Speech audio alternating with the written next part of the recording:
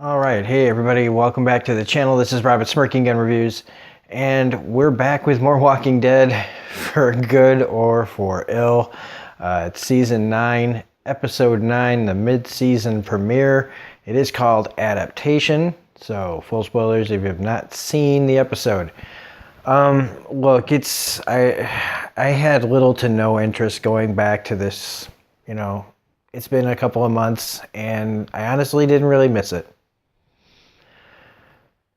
But I feel like my excitement for The Walking Dead is over to the point, to the point where I'm not like necessarily like running to watch it anymore.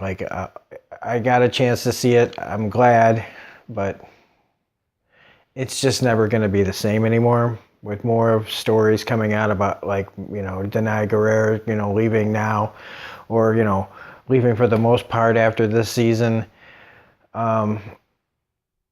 Just the general kind of blasé-ness I have towards this show now. But all that being said, and watching it and trying to watch it through the lens of somebody who might still have interest in this, it's an alright episode.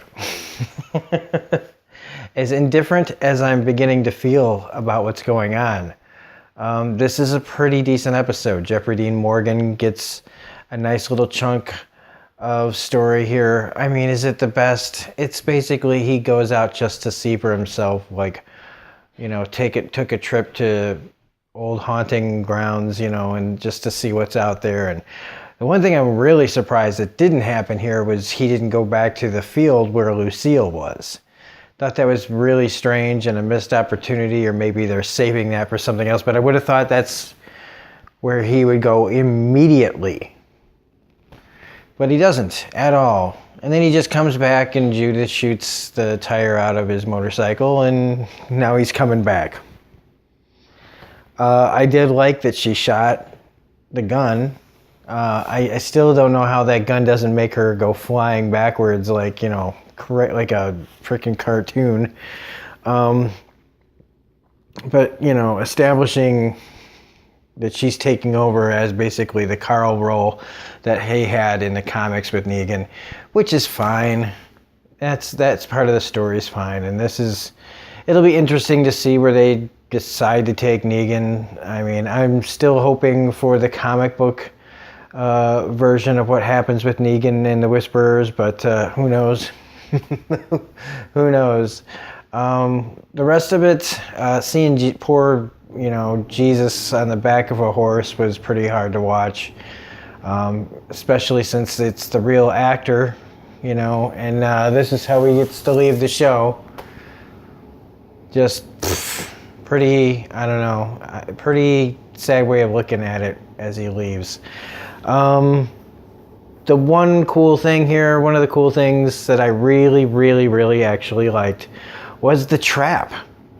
The trap that they set on the bridge. That was really cool. I had to admit that I enjoyed that quite a bit.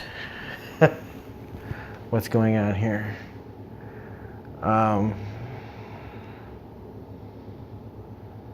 Sorry, everybody. I guess I wasn't ready for this thing not to work. Right. So anyway, yeah, the trap on the bridge was pretty cool. And I didn't think that they'd get to anything like that. This show usually moves slower at getting, some of the point done. But I like that this is where they get, Lydia. And again, spoilers, Lydia in the comic is Alpha's daughter. But so as a comic book fan, knowing that when they get her, that I know it's all bullshit, just like Daryl knows that she's a liar, I already know, this girl's just not going to ever tell you the truth right now. But I like that we're establishing that. I like that we're establishing that now when we fight zombies, we're going to see the characters try to change their tactics.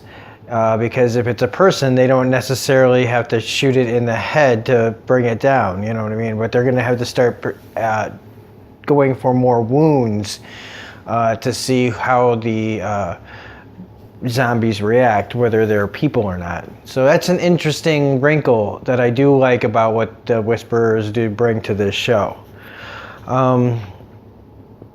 Other stuff in here like Eugene, everybody's listening to each other. Everybody's eavesdropping. Like, we have the whole thing where people, Negan can always hear outside his cell. And now we've got Daryl spying on Henry spying on everybody through what he listens to. Everybody's listening in another room in this episode. It's pretty funny. I don't really have that much to say other than that. Eugene hears, he's eavesdropping. He hears Rosita say she's pregnant. So, all these little people that think they have a secret, but now they don't. I don't know. That's the stuff that just kind of annoys me. But Daryl, begrudgingly becoming more of a leader role, I guess, is essential for this show to keep going. They paid him the money, so I don't know. That's really it. I'm trying to think. Oh yeah, the end was really pretty creepy with all the Whisperers surrounding, two characters. The one's by Dan Vogler, and the other one is, I don't know, Sanctuary guy, one of Negan's guys that's supposed to be a big deal, and now Enid's in love with him. So, whatever. I don't really feel like raving about this, but it's not bad.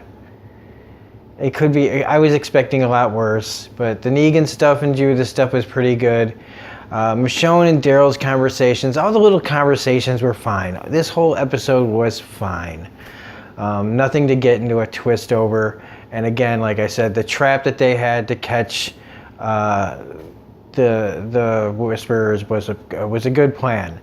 And here, this is a scene where they run into that the Whisperers, and then they all get trapped there, and that's going to be cool. So anyway, that's it.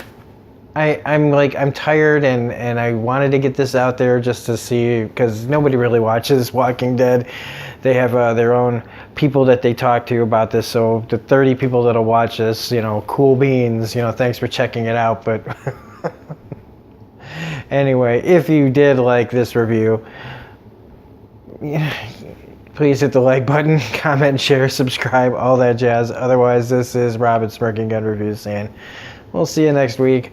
We've got The Passage coming tomorrow. We've got Deadly Class on Wednesdays. We've got new comic reviews coming out sometime. So anyway, have a great night, and we'll see you next time. Bye.